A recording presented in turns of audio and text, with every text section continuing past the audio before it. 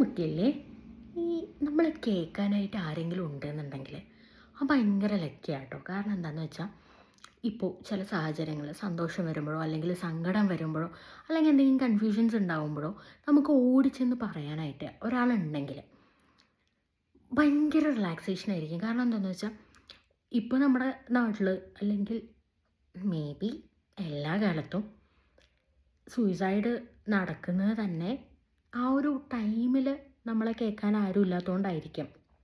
കാരണം ഒരാളും കുറേ കാലം പ്ലാൻ ചെയ്തിട്ടൊന്നും സൂയിസൈഡ് ചെയ്യില്ല. പെട്ടെന്ന് തോന്നുന്ന ആ ഒരു തോന്നൽ ചെയ്യുന്നതേ ഉള്ളൂ.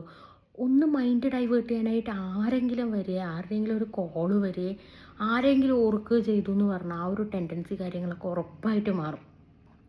പക്ഷേ ആ ഒരു ടൈമിൽ നമ്മളെ കേൾക്കാനായിട്ട് നമുക്ക് ഇന്നൊരാളുണ്ട് എന്ന് തോന്നിക്കഴിഞ്ഞാൽ നമ്മൾ അവരുടെ അടുത്തേക്ക് ഓടിച്ചെല്ലും.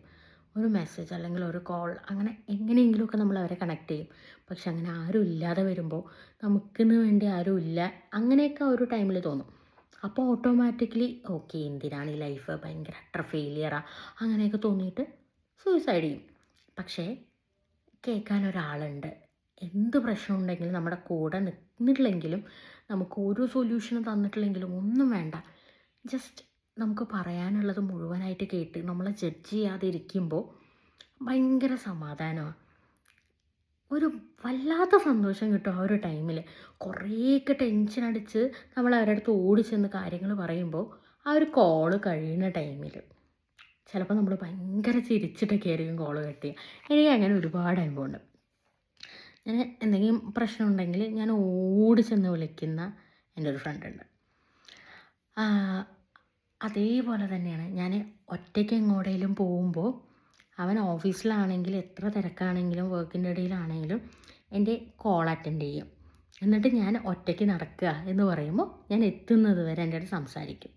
എൻ്റെ ബെസ്റ്റ് ഫ്രണ്ടാണ് അവൻ.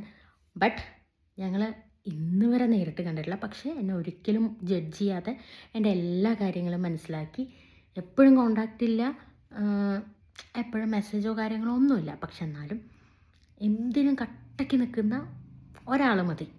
അതിപ്പോൾ ഫ്രണ്ട്സ് ആവാം, ഫാമിലി ആവാം, ആര് വേണമെങ്കിലും ആവാം. അങ്ങനെ ഒരാൾ മതി. എനിക്ക് അങ്ങനെ ഒരാളുണ്ട്. നിങ്ങൾക്ക് അങ്ങനെ ഉണ്ടോ എന്ന് നിങ്ങൾ തന്നെ ആലോചിച്ച് നോക്കൂ. അപ്പോൾ ഇന്നേക്ക് അത്രയേ ഉള്ളൂ. ബൈ.